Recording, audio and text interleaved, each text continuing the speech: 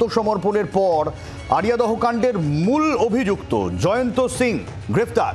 আরিয়াদহে ঘটনার 4 দিন পর এই মূল অভিযুক্তকে গ্রেফতার করা হলো। কেন জয়ন্ত সিংকে আগে নাগাল পেল না পুলিশ? কারণ আত্মসমর্পণ করেছেন এই জয়ন্ত সিং, তারপর পুলিশ তাকে গ্রেফতার করে। আত্মসমর্পণের পর তাকে ধরতে পারল পুলিশ। এই নিয়ে উঠেছে একাধিক প্রশ্ন। আরিয়াদহে মা ছেলেকে গণপিটুনির ঘটনায় 4 দিনের মাথায় আত্মসমর্পণ জয়ন্ত সিং এর। বরুণ রয়েছেন আমাদের সঙ্গে, বরুণের কাছ থেকে আরো আপডেট নেব। বরুণ,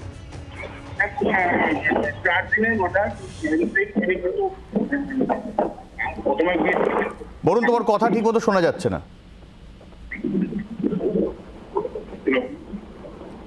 বরুণ, না, বরুণের সঙ্গে যোগাযোগ করা যাচ্ছে না। আমরা আবারও চেষ্টা করছি। বন্দুক সহ জয়ন্ত সিং, সেই ছবি আমরা দেখাচ্ছি যেখানে আরিয়াদহ গণপিটুনিতেই মূল অভিযুক্ত। ছেলেকে মারধর এবং সেই ছেলেকে বাঁচাতে গিয়ে মাকেও মারধর করা হয়, এমনটাই অভিযোগ উঠেছিল। এবং আরিয়াদহ কাণ্ডে এই জয়ন্ত সিংয়ের নাম উঠে আসে। জয়ন্ত সিংকে নিয়ে রাজনৈতিক যোগাযোগের বিষয় সামনে আসে, তা নিয়ে রাজনৈতিক চাপানোতরও এতদিন ধরে চলছিল। এর মধ্যে জয়ন্ত সিং কোথায় তা নিয়ে প্রশ্ন ওঠে, তারপর আজ আত্মসমর্পণ। আবারও আমরা দেখি যোগাযোগ করা যায় কিনা বরুণের সঙ্গে। বরুণ, দেখো 4 দিনের মাথায় কিন্তু এই জয়ন্ত সিং তিনি কিন্তু নিজেই আত্মসমর্পণ করলেন একেবারে বেলগুড়িয়া থানায় এসে। এই যে আত্মসমর্পণ, কেন তিনি আত্মসমর্পণ করলেন এটা নিয়ে কিন্তু প্রশ্ন উঠতে শুরু করে দিয়েছে। তার কারণ 4 দিন পুলিশ তার নাগাল না পেলেও তিনি কিসের চাপে, কোন চাপে তিনি সমর্পণ করলেন এটা নিয়ে কিন্তু ইতিমধ্যে প্রশ্ন উঠতে শুরু করে দিয়েছে। এই যে জয়ন্ত সিং এই আত্মসমর্পণ করার পরেই তাকে কিন্তু গ্রেপ্তার করে বেলগুড়িয়া থানার পুলিশ এবং তাকে এই মুহূর্তে জিজ্ঞাসাবাদ করা হচ্ছে। আজকে তাকে ব্যারাকপুর আদালতে তোলা হবে, এমনটাই কিন্তু পুলিশ সূত্র থেকে আমরা জানতে পারছি। যদিও এখনো পর্যন্ত পুলিশ তাকে জিজ্ঞাসাবাদ করছে, বেলগুড়ি থানায় বসেই তাকে জিজ্ঞাসাবাদ করা হচ্ছে। এবং এই যে এই এখনো পর্যন্ত গ্রেপ্তারের সংখ্যা কিন্তু 10 জন দাঁড়ালো। আজ পর্যন্ত গ্রেপ্তারের সংখ্যা 10 জন দাঁড়ালো। মূলত যে যাদের বিরুদ্ধে অভিযোগ ছিল, যে সৈকত মান্না বলে একদম ছিল জয়ন্ত সিং এর একদম জানাত, তাকেও কিন্তু গতকাল গ্রেপ্তার করে কোর্টে তোলা হয়েছিল। তাদের 3 দিনের পুলিশে হেফাজত হয়েছে। আজকে আবার জয়ন্ত সিং তিনি কিন্তু নিজে আত্মসমর্পণ করলেন এবং এরপরেই কিন্তু আর কারা রয়েছে এই সমস্তটাই কিন্তু সিসিটিভি ফুটেজ দেখে কিন্তু পুলিশ শনাক্ত করার চেষ্টা করছে এখনো পর্যন্ত। অনেক ধন্যবাদ বরুণ।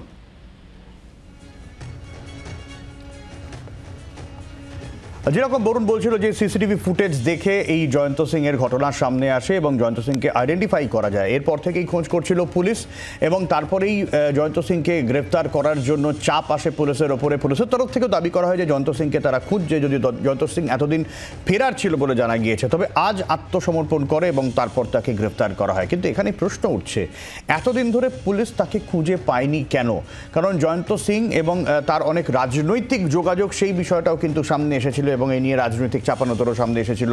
তৃণমূলের বেশ কিছু নেতাদের সঙ্গে জয়ন্ত সিংয়ের যোগাযোগ ছিল, এমন বিষয়টাও সামনে এসেছিল। সজল ঘোষ রয়েছেন আমাদের সঙ্গে, আমরা সজল বাবুর কাছ থেকে একটু জানতে চাইব। সজল বাবু, এই যে জয়ন্ত সিং আত্মসমর্পণ করলো, তারপর গ্রেপ্তার, তারপর তো জিজ্ঞাসাবাদের পর্ব রয়েছে, কিন্তু প্রশ্ন একটা উঠছে, আত্মসমর্পণ করার পর গ্রেপ্তার, তার আগে পুলিশ গ্রেপ্তার করতে পারলো না? পুরোটাই সাজানো নাটক। এটা হচ্ছে শাহজাহান পার্ট 2। পুরোটাই সাজানো চিত্রনাট্য। আমি হয়তো আপনাদের চ্যানেলে নয়, আমি 2-1টা চ্যানেলকে বলেও ছিলাম, আর তারা সেটা অ্যাকনলেজও করেছে এখন, যে এইটাই ঘটবে। আর এটার জন্য বিরাট কোনো অ্যাস্ট্রোলজার, বিরাট কোনো মমতা বন্দ্যোপাধ্যায়ের মতন বিজ্ঞানী এসব হতে লাগে না। এটা খুব সাধারণ ব্যাপার যে পুলিশের সাথে হিসেব নিকেশ সমস্ত কমপ্লিট হয়েছে নেতাদের মাধ্যম দিয়ে। নেতারা তাকে অভয় দিয়েছে, যেমন সিনেমায় হয়, বাস্তব তাই, যে তুই কয়েকদিনের জন্য সেফ শেল্টারে থাক, জনতা গরম আছে, হ্যাঁ এখন হাওয়া একটু ভালো না, তুই থাক, 7 দিন 8 দিন থাকবি, 7-8 দিন বাদে তুই আবার বেরিয়ে আসবি, এটাই হবে। এবং ওরা সকালবেলা কেন স্যারেন্ডার হলো? পুলিশের সঙ্গে এটা সাজানো যে সকালবেলা স্যারেন্ডার হলো মানে রাত্রিবাসও করতে হবে না, ওকে সোজা নিয়ে পাঠিয়ে দেবে একটু পরেই কোর্টে। পুরো সাজানো নাটক। পুলিশ চাইলে কি ধরতে পারতো না? আমি অন্তত পুলিশ মন্ত্রীকে বা পুলিশকে এত অপদার্থ ভাবতে যেন মানুষ বাধ্য না হয়, সেদিকটা আমাদের সবার নজর রাখা উচিত। চাইলেই ধরতো, ধরিনি। যেটা শাহজাহানের ক্ষেত্রেও যা, এদের ক্ষেত্রেও তা। সবাই আসলে শাহজাহান। পাড়ায় পাড়ায় এরা এক একজন এক এক নামে ঘুরে বেড়ায়। অনেক ধন্যবাদ। সজল ঘোষ ছিলেন আমাদের সঙ্গে। তার দাবি, বিজেপির তরফে দাবি করা হচ্ছে গোটা বিষয়টাই সাজানো ঘটনা। জয়ন্ত সিং কেন অধরা তা নিয়ে প্রশ্ন উঠেছে। আমি আবারও একটু বরুণের কাছে যাব। বরুণ, এর আগে দ্রুত গ্রেফতারির দাবিতে এলাকায় পোস্টার পড়েছে, মদন মিত্র ঘনিষ্ঠ বলে দাবি উঠেছে এলাকায়, এবং তারপরেও পুলিশ গ্রেফতার করতে পারল না, এবং বিজেপির তরফ থেকে তো এখন দাবি করা হচ্ছে গোটা বিষয়টাই সাজানো ঘটনা। স্থানীয় বাসিন্দারা তারা কি বলছেন এখনো পর্যন্ত? দেখো, এখন স্থানীয় বাসিন্দারা গতকালে বরুণ, আবারও তোমার কথা শোনা যাচ্ছে না, তোমার সাথে আবারও পরে যোগাযোগ করছি। যে ঘটনা আমাদের সামনে আসছি, যে আড়িয়াদহের ঘটনা, এখনো পর্যন্ত মদন মিত্র ঘনিষ্ঠ বলে যাকে বলা হচ্ছে জয়ন্ত সিং, তিনি এখনো পর্যন্ত অধরা ছিলেন, যদিও আজকে আত্মসমর্পণ করেন। তিনি রাস্তায় ফেলে মা ছেলেকে গণপিটুনি দেয়, এবং এরপরে মদন মিত্র পরে দাবি করেন যে অভিযুক্তকে গ্রেফতার করা হোক। দুষ্কৃতীদের সঙ্গে বচসা, আড়িয়াদহে মা ও কলেজ পড়ুয়া ছেলেকে রাস্তায় ফেলে মারধর করার ঘটনা করা হয়। মা এবং ছেলে হাসপাতালে ভর্তি থাকেন। যদিও জয়ন্তর ভাই প্রিয়ন্ত, তিনি তখন দাবি করেছিলেন যে জয়ন্ত কোনোভাবেই দোষী নন। সুজন চক্রবর্তী রয়েছেন আমাদের সঙ্গে। আমরা সুজনবাবুর কাছ থেকে একটু প্রতিক্রিয়া নিতে চাইব। এই যে জয়ন্ত সিং থানায় আত্মসমর্পণ করলেন সকাল সকাল, তারপর পুলিশ তাকে গ্রেফতার করলো। রাজনৈতিক দল বিজেপি বিশেষ করে বলছে গোটাটাই সাজানো ঘটনা। আপনি কি বলেন? দেখুন, গ্রেপ্তার না গ্রেপ্তার দেখানো হয়েছে এটাই প্রশ্ন। মদন মিত্রর সঙ্গে ছবি, সৌগত রায়ের সঙ্গে ছবি, কেউ কেউ বলছেন মদন মিত্রর ঘনিষ্ঠ। মদন মিত্র বলছে আমি গ্রেপ্তার করতে চাইলে সৌগত রায় আটকেছে পুলিশকে বলে, সৌগত রায় ঘনিষ্ঠ। মোদ্দা কথা, তৃণমূল নেতাদের ঘনিষ্ঠ, সেই কারণেই ক্ষমতার বৃত্ত এবং দাপট, সেই কারণেই অসভ্যতা এবং ক্রিমিনালের মতন চলা, সেই কারণে মা এবং ছেলেকে মাঝরাতে গিয়ে মারধর করা। তারপরেও পুলিশের কিন্তু হিম্মত হলো না 4 দিন ধরে তাকে গ্রেপ্তার করার। গ্রেপ্তার করতে পারলো না, কারণ পুলিশ বশংবদ এবং দলতন্ত্রের অংশীদার হয়ে গেছে। অতএব পুলিশ পারলো না। শাহজাহানের মতো 2 মাস ধরে শাহজাহান এলাকায় ঘুরে বেড়াচ্ছে। ডিজি গেছে 3 বার, কেউ কিছু খুঁজতে পারেনি, বুঝতে পারেনি, জানতে পারেনি। বাংলাদেশে গেছে, এটা কোথায় গেছে তা নিয়ে চর্চা। তারপর দেখা গেল 20-20 কিলোমিটার দূরে সেজে গুজে রাস্তায় দাঁড়িয়ে আছে, পুলিশের গাড়িতে করে তাকে নিয়ে যাওয়া হবে বলে। এটা কি গ্রেপ্তার করবেন নাকি সাজানো ব্যবস্থা বলবেন? একই জিনিস জয়ন্ত শেখ। তৃণমূলের ভরসা হচ্ছে এই শাহজাহান, জয়ন্ত শেখরা। এদের পায়ার ওপরে ভর করে তৃণমূল দাঁড়িয়ে আছে, দুর্নীতি এবং দুষ্কৃতিতে নিমজ্জিত। ফলে স্বাভাবিক কারণেই জয়ন্ত শেখরাই পুলিশ চালায়, তৃণমূল দল চালায়, এবং পুলিশ মন্ত্রীর হাত তাদের মাথার উপরে। অতএব এটা গ্রেপ্তার নয়, গ্রেপ্তার দেখানো। বাবা বাছা করে এখন এত প্রচার হয়েছে, নেতারা বলেছে বাবা তুই একবার কি অন্তত দেখা দে, দেখা দে, পুলিশ তো তোকে ধরবে না, দেখা দে, জামাই আদরে থাকিস। অনেক ধন্যবাদ সুজনবাবু। অর্থাৎ বিজেপি থেকে শুরু করে সিপিআইএম প্রত্যেকেই বলছেন গোটা বিষয়টা দেখানো, লোক দেখানো এবং সাজানো ঘটনা। আমি আবারও বরুণের কাছে যাব। বরুণ, এই জয়ন্ত তো এলাকায় যথেষ্ট পরিচিত, দুধের ব্যবসা রয়েছে পারিবারিক। জয়ন্তের ভাই প্রিয়ন্ত, আমি যদি খুব ভুল না করি, ফুটবলও খেলেছেন তিনি বড় ক্লাবে।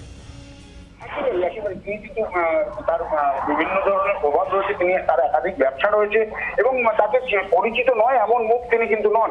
এই যে ঘটনা, এই ঘটনায় কিন্তু তার বিরুদ্ধে যে অভিযোগ উঠেছিল, সেই অভিযোগের ভিত্তিতে এলাকার বাসিন্দারা কিন্তু বারবার করে চেয়েছিলেন যে জয়ন্ত সিংকে অন্তত গ্রেপ্তার করা হোক এবং তাকে জিজ্ঞাসাবাদ করা হোক এবং উপযুক্ত শাস্তি দেওয়া হোক।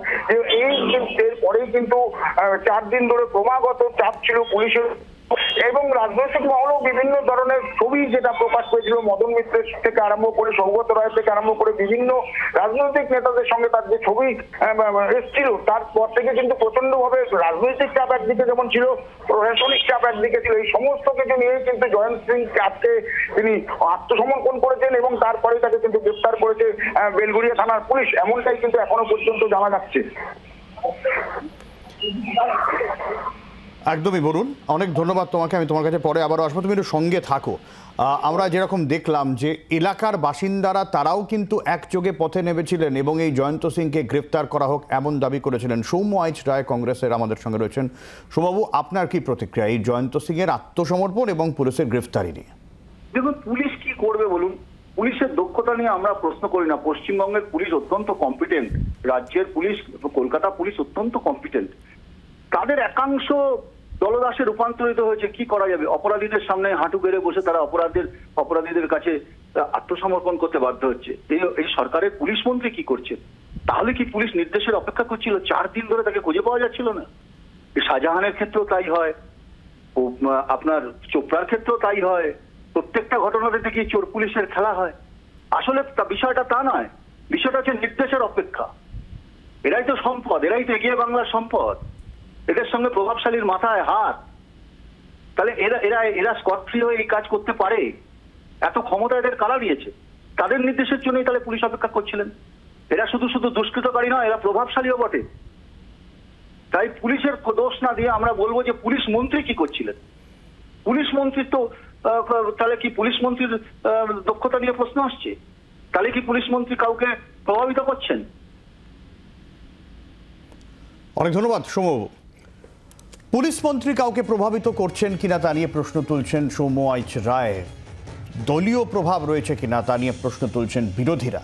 বিরোধীদের এক সুর যে কোথাও গিয়ে গোটা বিষয়টাই সাজানো ঘটনা, সকালবেলায় গ্রেফতার দেখানো হলো, তারপরে রাত্রিবেলায় নিয়ে আসা হবে তাকে, এবং সেই জায়গা থেকে তাকে একটা শেল্টার দেওয়া হলো। এটা গ্রেফতারি নয়, শেল্টার দেওয়া, এমনটাই পুলিশের তরফ থেকে দাবি করা হয়েছে। আমরা তৃণমূলের প্রতিক্রিয়া নেওয়ার চেষ্টা করব পরে, কিন্তু এই 4 দিন পর গ্রেফতার মূল অভিযুক্ত, এবং গ্রেফতারের থেকে বিষয়টা আত্মসমর্পণ করলেন জয়ন্ত সিং, তারপর তাকে গ্রেফতার করা হলো। এই 4 দিনে রাজনৈতিক হইচই দেখেছি, স্থানীয় বাসিন্দাদের মধ্যে প্রতিক্রিয়া দেখেছি, রাস্তায় নেমে তাদের প্রতিবাদ দেখেছি, এলাকায় পোস্টার পড়েছে এই জয়ন্ত সিংয়ের বিরুদ্ধে। তার মানে এটা বিচ্ছিন্ন ঘটনা নয়।